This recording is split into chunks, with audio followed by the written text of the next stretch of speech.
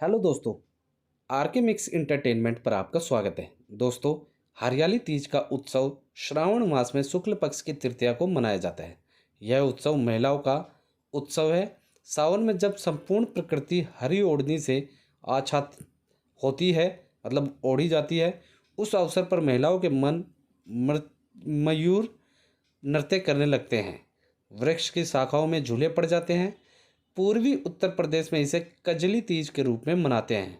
सुहागन स्त्रियों के लिए यह व्रत बहुत महत्व रखता है। आस्था, उमंग, सौंदर्य और प्रेम का यह उत्सव शिव व पार्वती के पुनर्मिलन के उपलक्ष्य में मनाया जाता है। चारों ओर हरियाली होने के कारण इसे हरियाली तीज कहते हैं।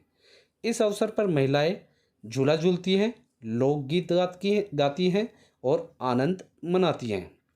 इस दिन महिलाएं अपने हाथों, कलाइयों और पैरों आदि पर विभिन्न कलात्मक रीति से मेहंदी रचाती हैं, इसलिए हम इसे मेहंदी पर्व भी कह सकते हैं। इस दिन सुहागिन महिलाओं द्वारा मेहंदी रचाने के पश्चात अपने कुल की वृद्ध महिलाओं से आशीर्वाद लेने की भी एक परंपरा है। दोस्तों, अब मैं आपको हरियाली तीज से जुड़ी जो कथा है वो बता देता हूँ। पौराणिक कथा के अनुसार माता सती ने पार्वती के रूप में राजा हिमालय राज के घर जन्म लिया था।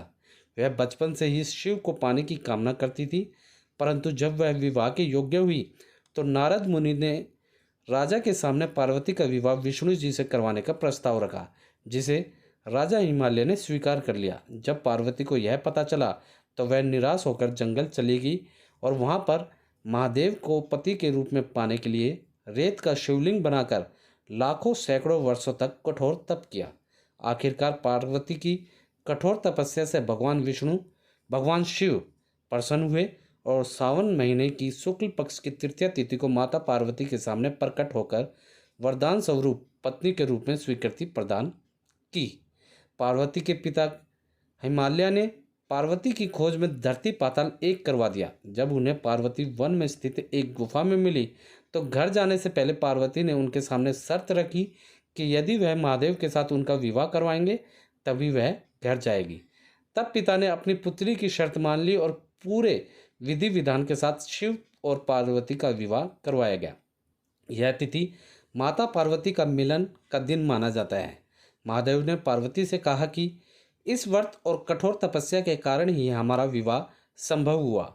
आगे शिव ने कहा कि जो भी स्त्री इस व्रत को पूरे मन से श्रद्धा भाव के साथ करेगी, मैं उसकी मनोकामना पूर्ण करूंगा। इसलिए इस दिन को सुहागिनों और लड़कियों के लिए सौभाग्य का दिन कहा जाता है। तब से लड़कियों के द्वारा मनचाहा वर पाने के लिए और सुहागिनों के द्वारा अपने पति की दीर्घायु मतलब लंबी उम्र के लिए इस व्रत को करने की शुरुआत हुई। दोस्तों, आगे मैं बताता हूँ इस व्रत के बारे में। इस उत्सव में कुंवारी कन्याओं से लेकर विवाहित युवा और वृद्ध महिलाएं सम्मिलित होती हैं। नवविवाहित युवतियां प्रथम सावन में मायके आकर इस हरियाली तीज में सम्मिलित होने की परंपरा है। हरियाली तीज के दिन सुहागन स्त्रियां हरे रंग का श्रृंगार करती हैं। इसके पीछे धार्मिक कारण के साथ ही वैज्ञानिक कारण भी सम्मिलित हैं। मेहंदी सुहाग का प्रतीक चिन्ह माना जाता है, इसलिए महिलाएं सुहाग पर्व में मेहंदी अवश्य लगाती हैं। इसकी शीतल प्रकृति प्रेम और उमंग को संतुलन प्रदान करने का भी काम करती है। ऐसा माना जाता है कि सावन में काम की भावना बढ़ जाती है। मेहंदी इस भावना को नियंत्रित करता है। हरियाली तीज का नियम यह है कि क्रोध को मन में नहीं आने दे। मेहंदी का औषधीय गुण इसमें महिलाओं की सहायता करता है।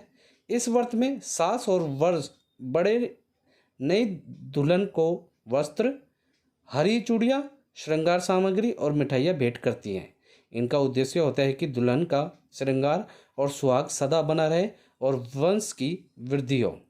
कहा जाता है कि इस दिन माता पार्वती सैकड़ों वर्षों की साधना के पश्चात भगवान शिव से मिली थी। यह भी कहा जाता है कि माता पार्वती ने भगवान शिव को पति रूप में पाने के लिए 107 बार जन्म लिया, फिर भी माता को पति के रूप में शिव प्राप्त न हो सके। 108वीं बार माता पार्वती ने जब जन्म लिया तब श्रावण मास की शुक्ल पक्ष तृतीया को भगवान शिव पति रूप में प्राप्त हो सके। तभी से इस व्रत का प्रारंभ हुआ।